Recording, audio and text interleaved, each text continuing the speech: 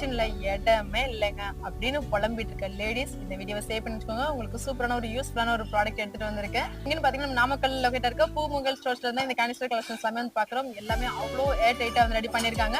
And இதுல வந்து starting நீங்க ½ kg அதாவது ஒரு 500 கிராமுக்கு மேலே ஒரு 700 கிராம்ஸ் வரைக்கும் நீங்க ஸ்டோர் பண்ணிக்கலாம். பட் ஒரு கியூப் சைஸ்ல இருக்கு. இந்த குட்டியோட ஸ்பேஸ்ல எத்தனை கண்டெய்னர்ஸ் அடிக்கி இருக்கு பாருங்க. 5 கண்டெய்னர்ஸ் அடிக்கி வச்சிருக்காங்க.